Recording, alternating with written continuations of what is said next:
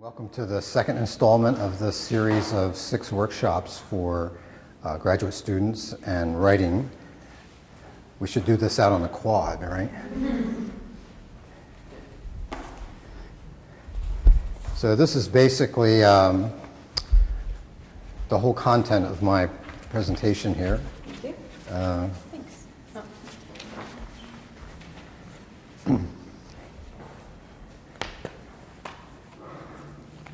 A couple of words about myself. If you haven't been here before, my name is Lawrence Souder. I teach science writing for the Department of Communication in the College of Arts and Sciences. And a lot of times my students end up coming from programs like yours, PhD students working on their dissertations. And there's actually so much interest and appreciation from these students that I thought, well, maybe a broader audience would be appropriate here. So I have these 6 workshops on what I think are some key topics that'll help you to create a more readable and hopefully more successful research paper. So the first workshop in this series was about the use of verbs. And today I want to move into an area where we're looking at the whole sentence and the whole paragraph of writing. It has to do with time, something in short supply. I know that as a graduate student, I was in your seat once. I know how time is a very important and a very dear resource. So I want to respect your time. I'm not going to take too much time today with this. But I also encourage you to think about respecting the time of your readers, because the success of your work will depend upon their patience with reading your writing. And a lot of times that has to do with writing concisely, because after all, the more words you have put on the screen, the longer you're going to require your reader to stay with you. Sometimes they won't. So this is a workshop on concision, writing concisely. And as you can see from my little handout, it's a fairly simple set of rules or set of guidelines. And I don't think you'll learn anything new, but perhaps you'll have a new or renewed sensitivity about writing concisely. So we're talking about concision, and an appreciation for time is not a contemporary issue. This is, you might recognize Blaise Pascal, the 17th century French mathematician and physicist. He was also a fairly well-known writer in science. And he once said in a letter to a friend, "I would have not made this letter so long, except I do not have the leisure to make it shorter." As it turns out, to write concisely will require you to spend some time on your writing in order to save time for your readers. Hopefully, you won't have to take a lot of time to do that after you sit through this workshop. Isn't it curious how the terms save time, spend time, they kind of have a financial feel to them, right? There's a metaphor of time equals money. And this was certainly a concern even in the time of this guy. This is, you may recognize Charles Dickens. And he lived during the 19th century, of course, wrote and flourished during the 19th century. The time of, among other things, the telegraph. And when you sent a telegram in the 19th century, you paid by the character. So each character cost, I don't know how much, but it was costly. And so Charles Dickens was aware of that. He wasn't a particularly wealthy person, but he was a successful writer. And at one point, he wanted to inquire to his editor how his recent book was selling. So he simply sent this telegram, and his editor responded. This is perhaps the shortest text exchange in history. But I think it's a humorous example of how we can express ourselves with few characters, with few words. And this is not just an issue for writers in general, but for researchers and the editors of research journals. Here's the guidelines for authors for the Journal of Organic Chemistry. And it's fairly typical of, as you probably know when you look at these guidelines in your own journals.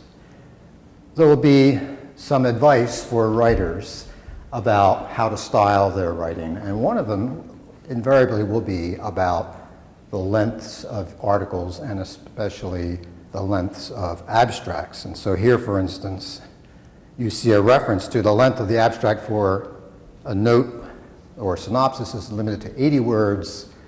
The length of an abstract for an article should not exceed 200 words. And that's not even a tweet, right? So this is an issue I think that's important for us researchers and certainly for the publication of research. Notice that in addition to content, these guidelines point to concision. So you want to briefly describe and state your purpose, results, conclusions, but also in a way that is concise.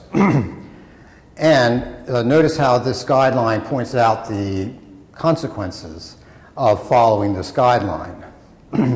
That a well-written abstract can attract attention and also get cited by other articles, and that's what you want, right? You want to build up the citations to your research. So, it's curious how writers in the research community are encouraged to fashion abstracts that are short. But it turns out that the titles of their articles tend to be quite long, don't they? They almost tell the whole story in the title. And this one is curiously fashioned as a question. It also turns out that this paper had an abstract that was quite short. In fact, it was the answer to the question. Now, this is tongue-in-cheek, of course, but I think, again, it drives home the point that abstracts need to be short. So, this is the title of my presentation, Concision, How to Express More Ideas with Fewer Words. And the principles here aren't rocket science, so they're quite simple. So there's just a half a dozen. Delete meaningless words. Well, that sounds like it's an easy thing to do, right? But it requires us to read carefully what we've written and to decide what is meaningless and what isn't. Delete redundant words. We often will write a sentence where one word will repeat the meaning of a word that's already there. So there's a candidate for editing. Another principle of concise writing is to delete implied words.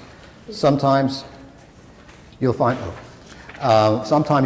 that a word that you've written may not repeat another word in your sentence or paragraph, but it has an implication for that word, especially if it's a technical word and you know and everybody else will know that this word implies some other words.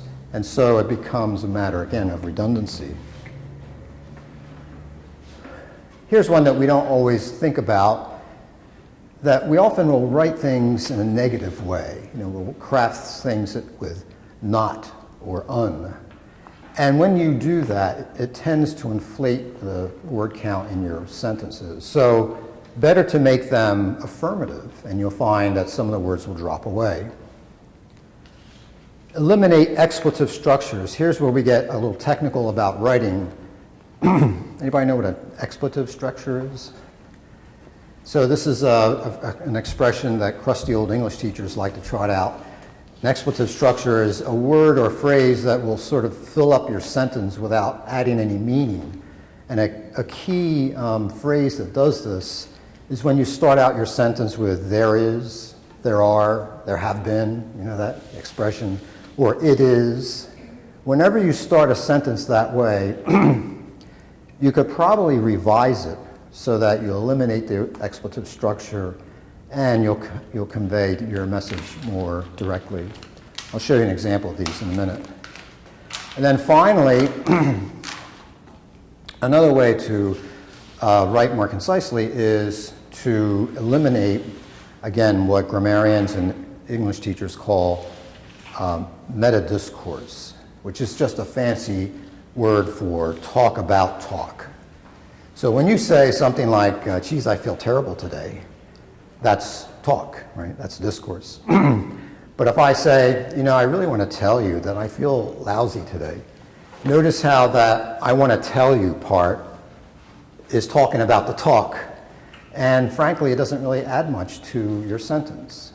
So it can be a candidate for revision. So here is a reason to think seriously about writing concisely. You know, when we write, we feel like, wow, I've put these words on the screen and I love them, you know, they're like my darlings. And you might get attached to them and you hate to get rid of them. But experienced writers and editors know that that's probably the time when you should get out your red pen and slash them because they'll probably inflate your language, inflate your writing without adding meaning. So Arthur Quiller Couch once said, he was a literary critic and writer back in the 20s, whenever you feel an impulse to perpetrate a piece of exceptionally fine writing, obey it wholeheartedly and then delete it before sending your manuscript to press. Murder your darlings. This is an expression that's been repeated many times, and so many people have gotten credit for it, but I think Arthur Couch is the one who really came up with it first. He himself, of course, was a bit verbose, wasn't he? Anyway, there's a tendency among all of us to want to hold on to our words if we think they're precious, but try to push past that. At a more practical level, we can do this. We can write more concisely because of the nature of language itself. And this is an observation that Claude Shannon made back in the 1950s. Claude Shannon was a mathematician and an engineer. He actually was the father of information theory, which had to do with how to transmit data on a wire. Back then it was a wire, didn't have wireless. How to transmit data on a wire as efficiently as possible. And he found that by transmitting characters, that you might transmit them more succinctly, more efficiently by reducing the redundancy. And he found out that language, especially English, is about 50% redundant, which means if you really press to do this, you could eliminate 50% of the characters on a text and still get the message across. Now, it might be a little more difficult with half the characters missing, but his point was that it's possible because English has a kind of built-in redundancy. In fact, we can test out that hypothesis by looking at a sentence like this, where every fifth word has been eliminated. Our results are consistent, blank, commonplace observations of drapes, blank, complement, large-scale computations of blank by providing benchmarks. So can you fill in the words here that are missing?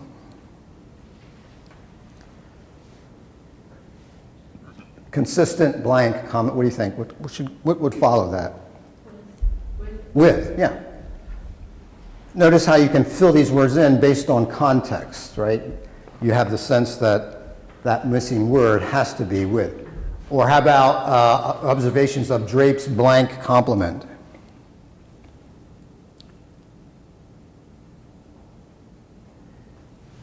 This one is a little harder, isn't it? Because we'd have to know something about the field of drapes and computations. It sounds technical, and there may likely be a technical word in there. Likewise with computations of. So to say that language is 50% redundant, there's a qualification here that if you know the field that the writing is about, then you might fill in the words, which could be a redundancy. But in this case, at least we got the first one right. And the point is that you can pull words out without reducing your meaning. Sometimes, however, you have to worry about changing the meaning or diminishing the meaning. So, let's look one at a time at these principles of concise writing that I gave you at the beginning.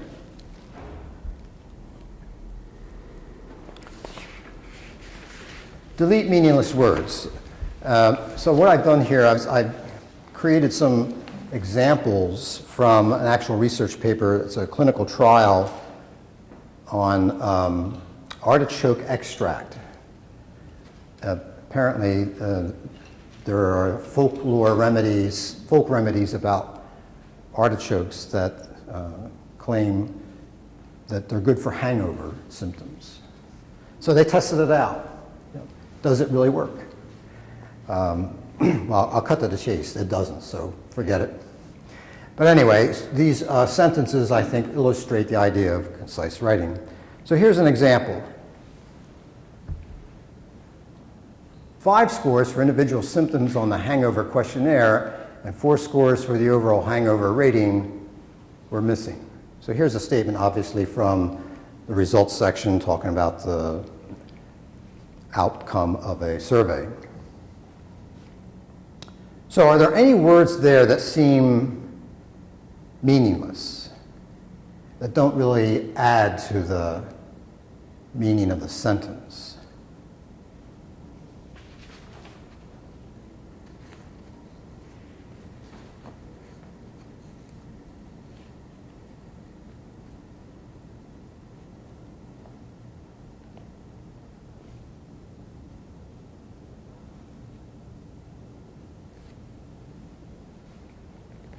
Anybody in the health sciences here? No? Okay.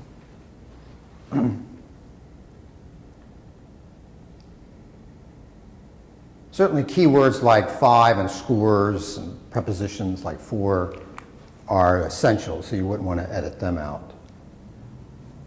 But what about a phrase like individual symptoms? I mean, if you're studying a population, they're not going to have collective symptoms, are they? So it seems to me that the word individual could go and you wouldn't miss any of the meaning. Or something like the overall hangover rating. The word overall doesn't seem to add much meaning, does it? So if it's meaningless in that context, you could eliminate those 2 words. Now, from 19 to 17 words doesn't seem like a big savings, does it? But if you do this sort of thing with every sentence, in every paragraph of your paper, then the savings starts adding up. Plus, the exercise of doing this, of looking at your writing and asking yourself, what words are really essential to my meaning, will make for a better manuscript in general. Another rule here that'll help you to write more concisely is to delete words that are redundant, that express the same idea that was expressed elsewhere. So in this sentence, we undertook this research study to test whether artichoke extract is effective in preventing the signs and symptoms of alcohol-induced hangover. Are there any words here, especially given the context, if you know it's a specialized context, like all research is? Say again? Research seems to be redundant with what word? Study. Yeah, so those are kind of redundant there, aren't they? Any others? Sign and symptom. How about signs and symptoms? Aren't they the same thing? Well, maybe to you and me who aren't in that field, but if you ask a physician or if you ask a nurse, what is the difference? Some of them like it's a beer when the person and stuff, and some of them like it's what they feel. Exactly. So a symptom is what someone would report to you. Geez, I'm feeling like I've got a hot flash right now. Right? That's a symptom. But a sign is something that someone else will observe. Oh, look, this person has a reddened face. So it's not a question of a self-report. It's the difference between a self-report and an other report. So here's a case where what looks like to an ordinary person, an ordinary reader, a redundancy is certainly not if you were to see this in the context of research. So better to just say, we undertook this study to test whether artichoke extract can prevent signs and symptoms of alcohol-induced hangover.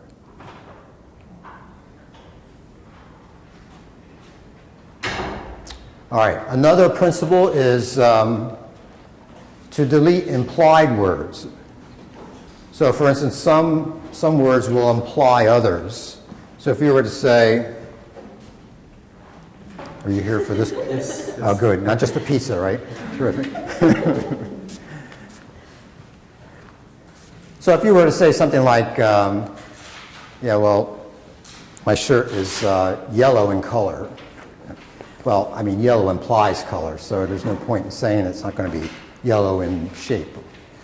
So here's an example of that. In the absence of an accepted standard instrument for hangover assessment, this score was derived from a set of common hangover symptoms. Can you see any words in this sentence that imply another word in the same sentence?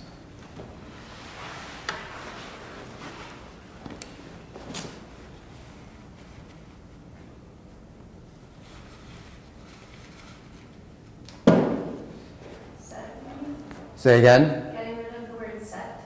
Set. Derived from common hangover symptoms? A set of common hangover symptoms. From common hangover symptoms. Yes, I guess, yeah, if you were to say common hangover symptoms, that is a set, the idea of a set is implied. Okay. That works. Anything else?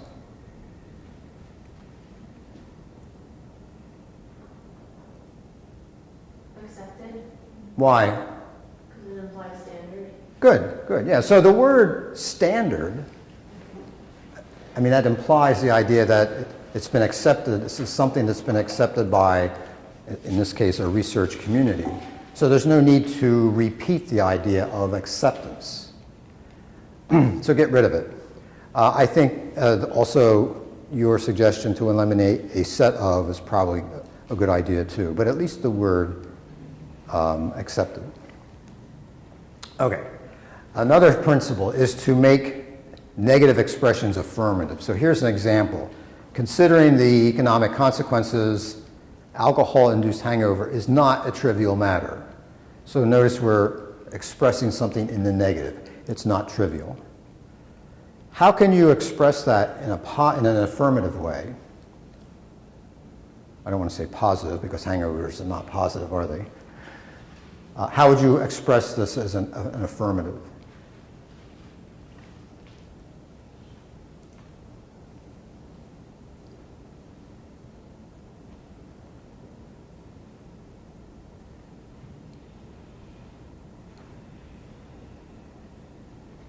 So the negative part here is not a trivial matter, right? Is not. How can you turn that into affirmative with the same meaning? What's the opposite of trivial? What? Significant, important, yeah. So if you said this instead, alcohol-reduced hangover is an important matter. Right, that expresses it in a positive way, doesn't it? Or an affirmative way. And in doing that, notice how you've reduced the word count from 11 to 10 words. Again, it's not a significant savings, but as I said, when you do this multiple times in the same sentence, and certainly in the same paragraph and paper, then the savings adds up. It's also, I think, more direct to say something in the affirmative than to say it in the negative. Another way to eliminate unneeded words is to eliminate expletive structures. Remember, expletive structures are like this. There are, there were, there has been. There were no statistically significant differences for any of these outcome measures between treatments. Now, it's not wrong to say there were, there are, and so forth. I mean, it's a nice way of expressing yourself, especially when you're talking, you know. But when you're writing, you might ask yourself, is there a less wordy way of saying this and maybe a more direct way of saying it? So how could you turn this sentence around so that instead of saying there were no statistically significant differences, you eliminated the there were, there is, there are expression? Any ideas?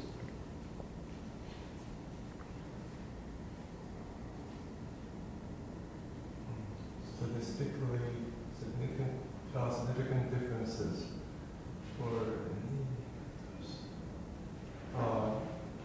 shows no difference.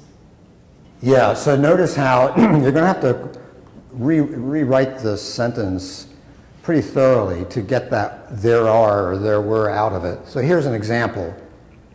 These outcome measures between treatments showed no statistically significant differences. You see what I did there? I had to really rework it.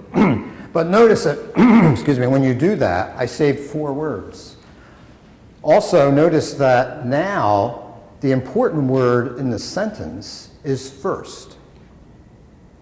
Outcome measures, right? Whereas in the original sentence, you used up that first position, which is like the focus of the spotlight of the sentence. You've used up that position for really meaningless words. Okay, and the last thing that'll help you to write more concisely is to eliminate needless meta-discourse.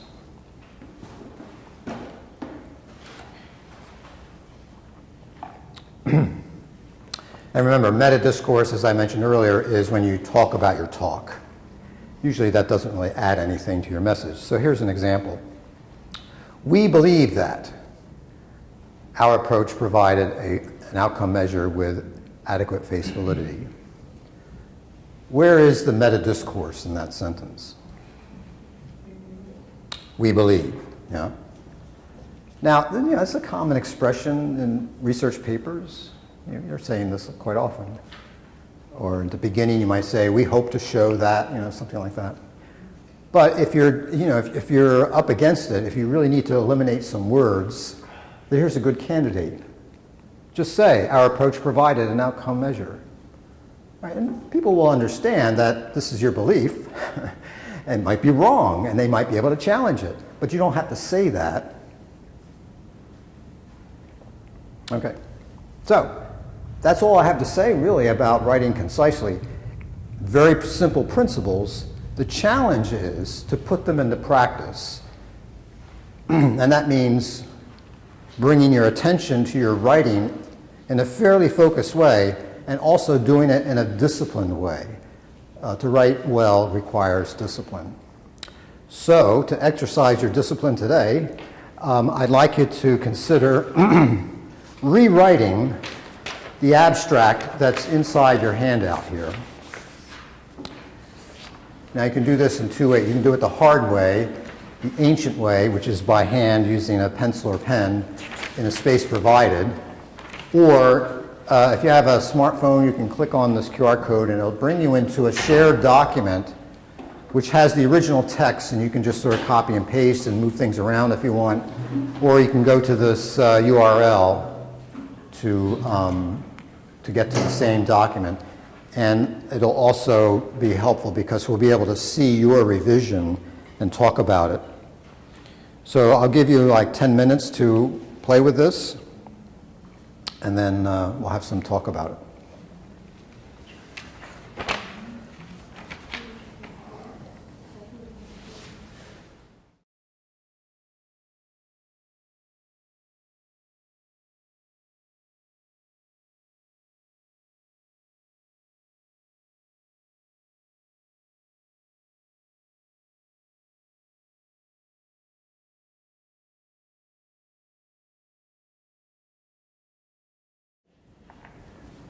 So if you think that that's a redundancy or meaningless in this context, that's probably something that could go and you will not lose a whole lot of meaning. On the other hand, if the idea of promotion in the real world is part of your research focus, then maybe it's something to retain. Yes, go ahead. It's about the we undertook. We undertook. Where's that? At the last sentence in the background. Let's see. We undertook, yes. So here's a pretty obvious redundancy, right? Because, I mean, here's a study, this study it says, somebody undertook it. And there's an author name in the byline, so it's pretty clear that they're the ones who undertook the study. So I think this is a good candidate for reduction of the word count. Now, it's only 2 words, but it'll add up after a while. So good, that's I think a pretty clear candidate for reduction. Anything else in the background section that you think could go without losing any meaning? Second sentence. The second sentence, however, However, few rigorous clinical trials have assessed the relationship between the effects of artichoke extract and panel groups. That's my revised. aha. Yeah. So notice how in this second sentence they're repeating the idea of artichoke extract. We've already mentioned it. So why repeat it? I think that's a good edit. And then the idea, the word effects seems to imply relationship, right? Cause and effect relationship. So why repeat the idea of relationship with the phrase in relation to? All right, see how I'm doing this? Good, good. So I think that middle sentence there is a good candidate for revision. And even something as simple as this. This study, we undertook this study to test whether artichoke extract. Now, if we take out, as you suggested, and I think that's a good idea, we undertook, we're going to have to adjust the rest of the sentence, right? You can't just say, this study to test, right? That's incoherent. So what would you say instead? This study, what? 2002, we give the study test whether artichoke extract is effective. Okay, or you could even reduce it by taking out a word. Couldn't you just say, this study tests whether, right? And then you've lost another word. But notice how you have to make it grammatically correct in the process. So this is what requires a little bit of time. When you're writing, when you're trying to edit for concision, you're going to have to spend time in taking words out, but also patching up the sentence as a result, because you'll probably destroy some of the grammar and coherence. All right, how about the methods section? Did you find any redundancies there, or meta-discourse, or expletive structures? Say again? We're reporting the first 2 words. Like we can start with Trotsky as a volunteer between 18 and 65 years of age, participated in the organized plan versus plan. Yeah, good, good. So we recruited is not exactly meta-discourse, but I think it doesn't really add much here to be personal. Of course you were the ones who recruited. But just to say healthy adult volunteers between 18 and 65 participated, all right, something like that. Notice again, you've dropped another word, the word to. So that was, I think, a good move. Anything else in that paragraph? I did the same thing, but I put 15 instead of we recruited, and this is jumping ahead a little bit, but I eliminated the first sentence of the results because it says 15 volunteers recruited. Ah. 15 one word. Yeah. Good. Okay. Any other ideas in the method section? Off page. Off page. 65 years off page. Oh, yes. So here's an expression that is implied. I mean, 65 years well, not in shape, right? So the of age part is a bit redundant if you understand years to mean the person's age. Good. What about secondary outcome measures were different? We can take off measures and we say secondary outcome were different. Would that say anything? Well, not being a part of this research community, I'm not sure, but if some of you are aware of what's going on in this study and you can make that judgment that some of these words are not adding meaning, then yes. And that's a key word here, the word judgment. So this takes judgment. It's not just a question of guessing which word you can take out, but which word is unnecessary based on your understanding of this context. So not everybody can take your writing and make it better. They have to know something about what you're talking about. How about the results section? Did you find any unnecessary words there? I thought maybe the mean number, since it's already a mean, it's a number, so maybe the mean and standard deviation would be better. Good, yes. So mean implies a number, especially in this context, right? That's a good catch. Any others?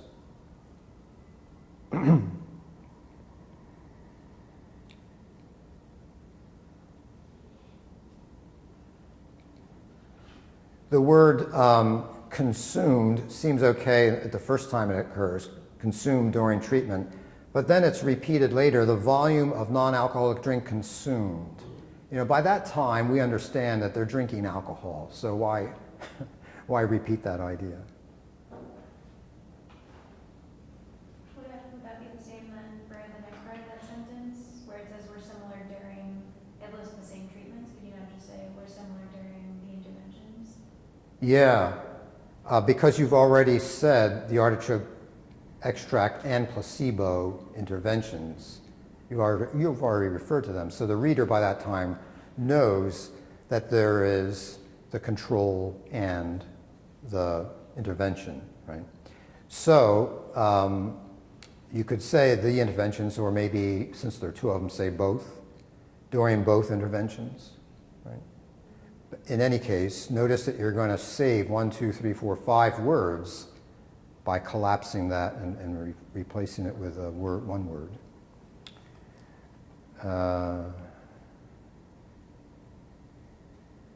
And how about the last sentence in that section, results?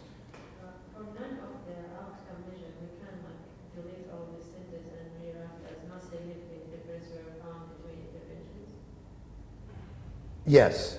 Yeah, so you're talking about the interpretation section? The result.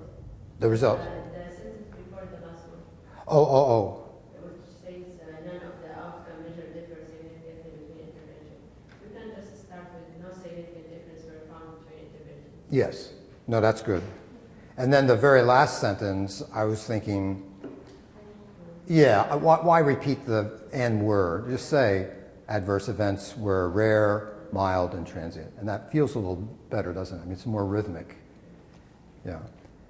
Anything in the last section on interpretation?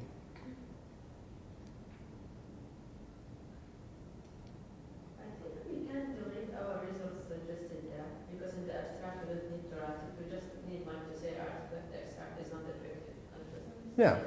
Good. Yeah, so again, just as we had up front in methods, we recruited, well, yeah, it's kind of obvious. Our results suggest, well, yeah, sure, you don't have to call attention to that. So just to say artichoke extract is not effective, I think that's probably enough, especially in the abstract, right?